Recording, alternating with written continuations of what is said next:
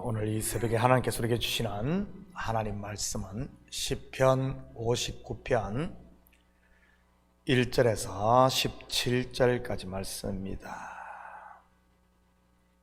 한 절씩 나눠서 교독합니다. 나의 하나님이여, 나의 원수에게서 나를 건지시고 일어나 치려는 자에게서 나를 높이 드소서. 악을 행하는 자에게서 나를 건지시고 피 흘리기를 즐기는 자에게서 나를 구원하소서. 그들이 나의 생명을 해하려고 엎드려 기다리고 강한 자들이 모여 나를 치려 하오니 여호와 이는 나의 잘못으로 말미암음이 아니요 나의 죄로 말미암음도 아니로소이다. 내가 허물이 없으나 그들이 달려와서 스스로 준비하오니 주여 나를 도우시기 위하여 깨어 살펴주소서. 주님은 만군의 하나님 여호와 이스라엘의 하나님이시오니 일어난 모든 나라들을 벌하소서. 악을 행하는 모든 자들에게 은혜를 베풀지 마소서. 그들이 점으로 돌아와서 개처럼 울며 성으로 두루 다니고 그들의 입으로는 악을 토하며 그들의 입술에는 칼이 있어 이르기를 누가 들으리요 하나이다. 여호와여, 주께서 그들을 비웃으시며 모든 나라들을 조롱하시리이다. 하나님은 나의 요새이시니 그의 힘으로 말미암아 내가 주를 바라리이다. 나의 하나님이 그의 인자심으로 나를 영접하시며 하나님이 나의 원수가 보응받는 것을 내가 보게 하시리이다. 그들을 죽이지 마옵소서. 나의 백성이 잊을까 하나이다. 우리 방패 되신 주여, 주의 능력으로 그들을 흩으시고 낮추소서. 그들의 입술의 말은 곧 그들의 입의 죄라. 그들이 말하는 저주와 거짓말로 말미암아 그들이 그 교만한 중에서 사로잡히게 하소서. 진노하심으로 소멸하시되 없어지기까지 소멸하사 하나님이 야곱 중에서 다스리심을 땅 끝까지 알게 하소서. 그들에게 점으로 돌아와서 개처럼 울며 성으로 두루 다니게 하소서. 그들은 먹을 것을 찾아 유리하다가 배부름을 얻지 못하면 밤을 새우려니와 나는 주의 힘을 노래하며 아침에 주의 인자심을 높이 부르오리니 주는 나의 요새이시며 나의 환난 날의 피난처이심이니이다. 나의 힘이시여, 내가 주께 찬송하오리니 하나님은 나의 요새이시며 나를 긍휼히 여기시는 하나님이심이니이다. 아멘. 좋은 아침입니다. 오늘 본시의 부제를 보면 사울이 사람을 보내어 다윗을 죽이려고 그 집을 지킨 때라고 되어 있습니다. 여러분, 사울왕이 다윗을 죽이려고 하는 이유가 무엇입니까? 사울은 천천히요, 다윗은 만만이라. 뭐죠? 시기와 질투인 것입니다. 이 시기와 질투로 인해 사울에게 악령, 곧 귀신이 들렸고요. 그에게 악령이 들릴 때마다 누가 쫓아줍니까? 다윗입니다.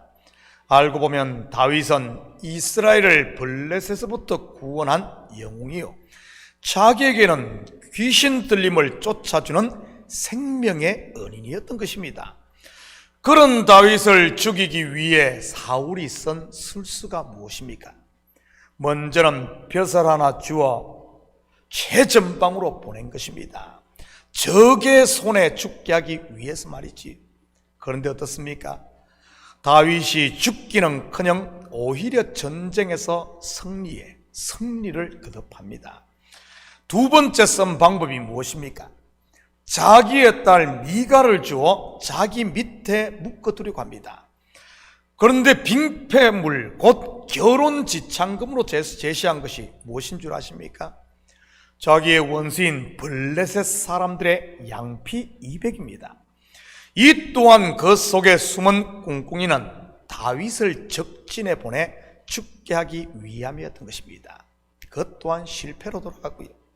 세 번째 쓴 방법이 자기에게 악령이 임했을 때 다윗이 수금을 타 쫓아줄 때 미친 척하며 창을 던져 죽이는 것이었습니다. 그것도 2번이나 말이지요. 그런데 그것 또한 실패합니다. 그리고 네 번째 쓴 방법이 오늘 본시의 배경이 된 자객을 집으로 보낸 것이고요. 이제는 아예 드러내놓고 죽이려고 한 것이지요. 성공했을까요? 아닙니다.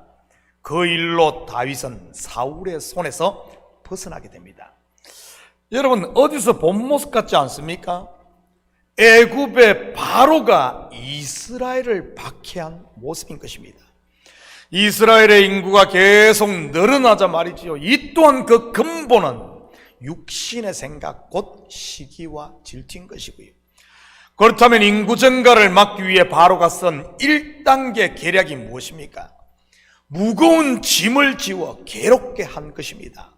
바로 자기를 위한 국고성 시돔과 람셋을 건축하게 함으로 말이지. 2단계는요, 그들의 생활을 괴롭게 합니다.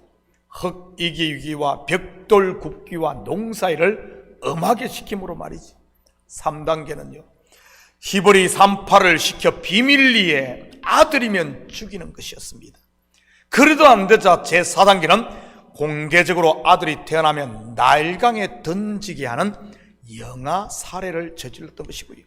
성공했을까요? 아닙니다. 후에 그 일로 이스라엘은 출애굽을 함으로 완전히 애굽에서 벗어나게 됩니다. 여러분, 누가 이를 주관하고 있는 것이겠습니까? 사울 왕이나 바울의 배후의 말이지. 바로 사단 마귀인 것입니다. 그런데 이러한 모습은 예수님에게도 똑같이 일어나는 것을 볼 수 있습니다. 예수님을 죽이기 위해 쓴 사단의 첫 번째 계략이 무엇이었습니까? 헤롯 왕을 요동해 영아를 살해했습니다. 동방박사의 방문을 기점으로 해서 베들레헴에 있는 2살 아래의 모든 아기들을 죽이는 그 말이지. 그때 예수님을 죽이는데 성공했을까요? 아닙니다. 예수님은 이미 애굽으로 피신한 상태였고요. 예수님 죽이기 두 번째 계략이 무엇이었습니까? 예수님의 공생애가 시작되었을 때 마귀의 시험이었습니다. 떡덩이 시험, 번지 점프 시험, 그리고 엎드려 절하기 시험 말이지. 성공했을까요? 보기 좋게 실패합니다. 세 번째는요, 바리새인들과 서기관들 그리고 종교 지도자들을 동원하여 갖가지 술수와 올무를 놓습니다. 물론 이것 또한 꽝이었고, 그리고 마지막은요, 그를 이방인의 손에 넘겨 십자가에 못 박아 죽이는 것이 성공했을까요? 물론 겉으로는 성공을 했습니다. 그런데 실제는요, 무덤에서 살아나심으로 도리어 자기의 머리가 밟히는 참패 중에 참패를 당하게 됩니다. 여러분, 똑똑한 것 같지만 어리석은 사단은 지금도 같은 방법으로 교회를 헐고 성도들을 넘어뜨리려고 한다는 사실 아십니까? 지피지기면 백전불태라. 즉 곧 사단이 어떤 존재인가를 알고 나를 안다면 절대 성도는 질 수가 없는 것이지요. 내가 누구입니까? 그리스도 안에 있는 이긴 자인 것입니다.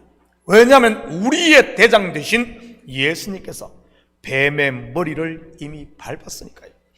이 사실을 안다면 왜 두려워하겠습니까? 이미 성패가 결정된 전쟁인데 말이지. 그런데 재미있는 사실이 무엇인 줄 아십니까?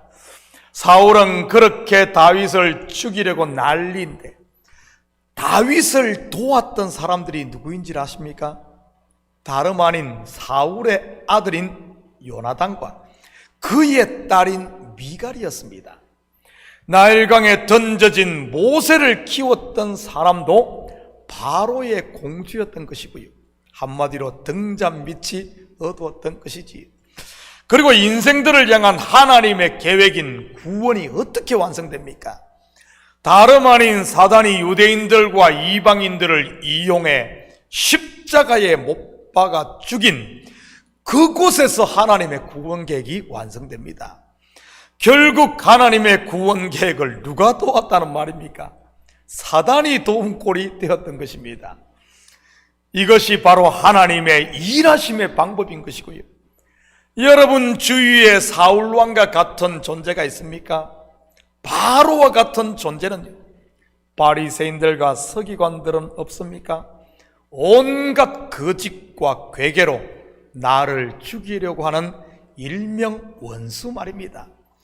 그 원수가 바로 하나님 손에 들려진 인생 막대기들로서 나를 그리스도의 신부로 만들어가는 도구라는 사실 아시나요?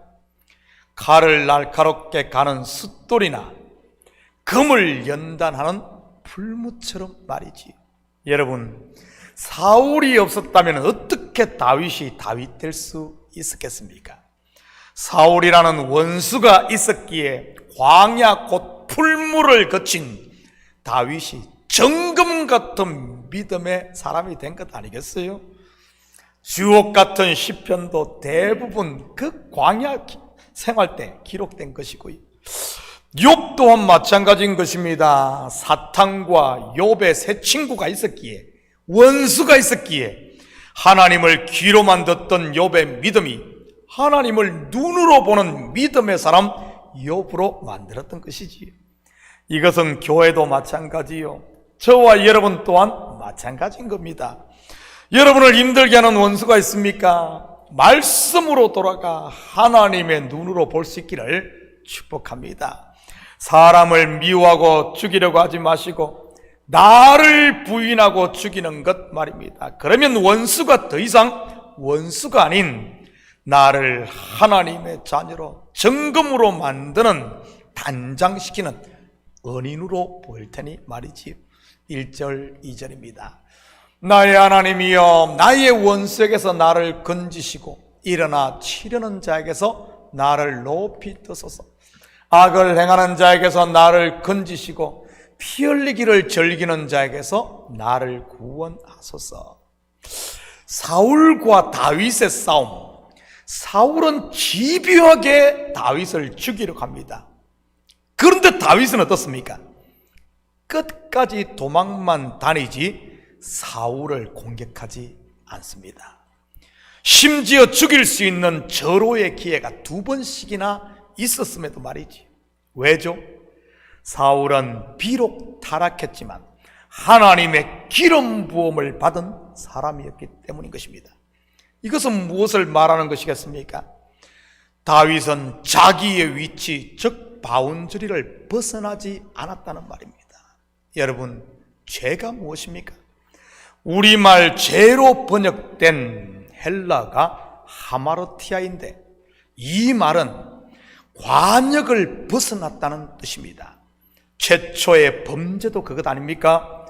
피조물이 조물주가 되려고 하는 것, 자기의 자리를 벗어난 것 말입니다. 여러분, 다윗도 사람인데 그러고 싶은 생각이 없었을까요? 다윗이 누구입니까? 블레셋 장수 골리앗을 죽인 사람입니다. 그 뒤에도 보면 수많은 전쟁의 선봉에서 승리를 이끌었던 장수이고요. 그리고 그는 사울이 던진 창을 바로 눈앞에서 2번씩이나 피한 사람입니다. 타고난 싸움꾼이었던 것이지요. 거기다가 군대를 통솔했던 지휘관에 이때만 해도 백성들의 민심까지 등에 업고 있었던 사람입니다. 그런데도 그는 사울에게 맞서거나 그를 죽이지를 않습니다. 대신 그가 싸운 대상이 무엇입니까? 바로 자기 자신이었던 것입니다. 두려움과의 싸움, 원망과의 싸움, 서러움과 외로움과의 싸움 말이지. 이러한 선한 싸움 또는 하나님의 싸움, 이 싸움을 했던 것입니다. 일명 자기를 부인하고 내려놓는 싸움 말이지. 나를 건지시고 나를 높이소서. 여기서 나를 높여달라는 말은 높은 벼슬 달라는 말이 아니라 높은 곳, 즉 안전하게 해달라는 말입니다. 왜 이런 기도를 했겠습니까? 불안하고 두려워서 아닙니까? 결국 다윗의 싸움은 하나님 앞에 자기를 비워내는 싸움이었던 겁니다. 고람되어 하나님 앞에서 말이지. 그러니 어떻게 사울이 다윗을 당할 수 있겠습니까? 사도 바울의 언어로 말하면 사울은 혈과 육의 싸움이었고 다윗은 영의 싸움을 했는데 말이지. 그러니 사울이 아무리 다윗을 잡으려고 해도 잡을 수가 없었던 것입니다. 결국 다윗이 하나님 앞에 연단되고 비워지는 만큼 사울 왕에게는 심판의 불이 쌓여갔던 것입니다. 다르게 말하면 다윗이 쌓은 기도의 분량만큼 사울에게는 멸망이 가까워졌던 것이지. 이것이 바로 사도 바울이 로마서에서 말한 원수의 머리에 숯불을 올려놓는 것 아니겠습니까? 선으로 악을 이기는 것 말입니다. 지금 여러분은 어떤 싸움을 싸우고 있습니까? 혈과 육의 싸움, 곧 자기 머리에 숯불을 올려놓는 사울의 싸움을 싸우고 있습니까? 아니면은 그리스도의 신부로 준비되는 나를 내려놓는 영의 싸움을 싸우고 있습니까? 저는 우리 식구들이 사울의 전쟁, 즉 육의 싸움이 아닌 다윗의 전쟁, 곧 영의 싸움을 싸울 수 있기를 축복합니다. 하나님의 나라를 위한 싸움 말이지요. 그러면서 시인은 또 어제 새벽에 살펴본 것과 같은 자기 속의 울분을 하나님께 다 토로합니다. 14절 15절입니다. 그들에게 점으로 돌아와서 개처럼 울며 성으로 두루 다니게 하소서. 그들은 먹을 것을 찾아 유리하다가 배부름을 얻지 못하면 밤을 새우려니와. 여러분, 날이 저물었는데 왜 개가 울며 성으로 돌아다닙니까? 하루 종일 굶주려서 그런 것 아니겠어요? 영적으로 보면 하나님의 말씀을 먹지 못하니 굶주려서 그런 것이지. 배부른 개는요, 당연히 두 발 뻗고 잠을 잘 겁니다. 다시 말해 이 말은 원수가 안식하지 못하게 해달라는 그런 기도인 겁니다. 실제로 사울 왕에게는 안식이 없었고요, 누가 쫓아오는 사람이 없어도 두려워하고 자기가 모든 것을 가진 이스라엘 왕이면서도 그것을 전혀 누리지 못했던 것이지. 왜죠? 속에서 일어난 시기와 질투를 내려놓지 못해서 말이지. 속에서 일어난 육의 생각, 곧 옛사람을 죽이지 못하니 왕궁에 있으면서도 왕이면서도 종처럼 살았던 것입니다. 성도가 사울처럼 산다면 얼마나 어리석은 일이겠습니까? 저는 우리 식구들이 다시 복음 앞에 서므로 내가 받은 은혜의 크기와 높이 그리고 넓이를 이제는 알아 자족하며 받은 복을 누리시기를 축복합니다. 돌아다니며 밤을 지새는 개처럼 사는 것은 성도에게 어울리는 삶이 절대 아니니까요. 그렇다면 성도에게 어울리는 올바른 삶이 무엇이겠습니까? 16절 17절입니다. 나는 주의 힘을 노래하며 아침에 주의 인자심을 높이 부르리니 주는 나의 요새이시며 나의 환난 날의 피난처 시민이다.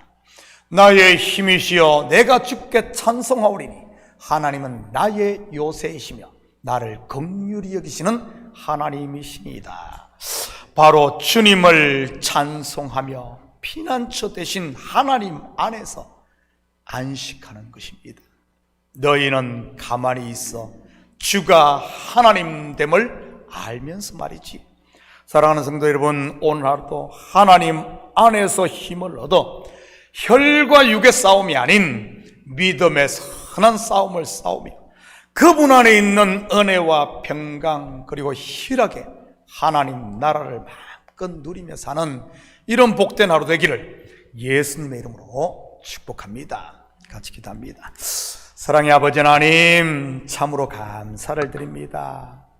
우리를 하나님 자녀 삼아 주셨건만 아버지 하나님, 어리석은 사울 왕처럼 바로처럼 살고 있지는 않은지 우리 자신을 이 새벽 점검하게 하시고, 혹시 그러겠다면 이제는 돌아와 다시 복음 앞에 서므로 처음 사랑을 회복함으로 이제는 안식하며 모든 짐을 내려놓고 주님이 주시는 은혜와 평강의 가벼운 짐을 지고 하나님을 힘으로 삼고 피난처 삼고 이제는 찬송하는 올바른 성도의 삶을 살게 도와주시옵소서. 그래야 우리 속에 있는 소망의 이유를 아직도 예수를 알지 못하는 어둠 가운데 있는 백성들에게 전하며 가르쳐주는 하나님의 사자, 복음 전하는 앙겔로스로 살게 도와주시옵소서. 감사드리며 예수님의 이름으로 기도드립니다. 아멘.